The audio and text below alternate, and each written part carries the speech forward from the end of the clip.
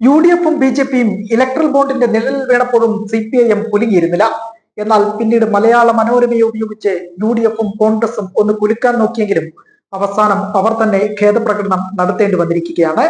കഴിഞ്ഞ ദിവസം എഞ്ചിനീയറിംഗ് കമ്പനിയായിരുന്ന മേഘയിൽ നിന്ന് ലഭിച്ച 25 ലക്ഷത്തോളം വരുന്ന തുക ഇലക്ട്രൽ ബോണ്ടായി വാങ്ങിയെന്നായിരുന്നു പ്രതിപക്ഷവും മലയാള മനോരമയും ഏറ്റെടുത്ത വാദം.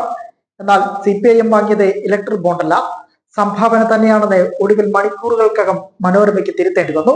കഴിഞ്ഞ ദിവസം വന്ന വാർത്തയിൽ പിശക് പറ്റിയെന്നും ആയതിനാൽ ഖേദിക്കുന്നതായുമാണ് പത്രം പറയുന്നത്.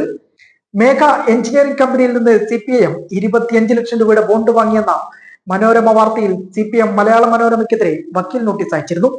വ്യാജ വാർത്ത പിൻവലിച്ച് നിരുപാധികം മാപ്പ് പറയണമെന്നും അല്ലെങ്കിൽ അപകീർത്തി നിയമ നടപടികൾ സ്വീകരിക്കുമെന്നുമായിരുന്നു നോട്ടീസിൽ പറഞ്ഞിരുന്നത്. അഡ്വക്കേറ്റ് KS അരുൺകുമാർ മുഖേനയായിരുന്നു CPIM സംസ്ഥാന സെക്രട്ടറി MV ഗോവിന്ദൻ നോട്ടീസ് അയച്ചത്. മനോരമ വാർത്ത ജനങ്ങളിൽ തെറ്റിദ്ധാരണയുണ്ടാക്കാനും പാർട്ടി അവഹേളിക്കാനും ലക്ഷ്യമിട്ടുള്ളതെന്ന് CPIM സംസ്ഥാന സെക്രട്ടേറിയറ്റ് പ്രസ്താവനയിലും വ്യക്തമാക്കിയിരുന്നു. ഇലക്ട്രൽ ബോണ്ടിങ്ങിനെതിരായി സുപ്രീം കോടതിയെ സമീപിച്ച് അനുകൂല വിധി നേടിയത് CPIM തന്നെയായിരുന്നു. മാത്രമല്ല, ഇലക്ട്രൽ ബോണ്ട് വാങ്ങാത്തത് ഇടതുപക്ഷ പാർട്ടികൾ മാത്രമാണെന്ന വാർത്ത നേരത്തെ പുറത്തു വന്നപ്പോഴും മനോരമയുൾപ്പെടെയുള്ള മാധ്യമങ്ങൾ നേരത്തെ റിപ്പോർട്ട് ചെയ്തതാണ്. എന്നിട്ടും വസ്തുതാവിരുദ്ധമായ വാർത്തയാണ് പത്രത്തിൽ നൽകിയത്. ഇതിനെതിരെയാണ് CPIM നിയമ നടപടികൾ ആരംഭിച്ചിരിക്കുന്നതെന്നാണ് MV ഗോവിന്ദൻ പറഞ്ഞു വെക്കുന്നത്.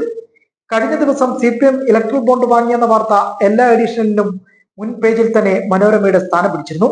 പക്ഷേ ആ ഖേദപ്രകടനം പത്രത്തിന്റെ ഉൾഭാഗത്ത് 2 കോളം വാർത്തയായി ചുരുക്കി. എന്തായാലും പ്രതിപക്ഷ ശബ്ദമായി മാറാൻ ശ്രമിച്ച പത്രത്തിന് അങ്ങേയറ്റ ക്ഷീണമാണ് ഇതുണ്ടാക്കിയത്.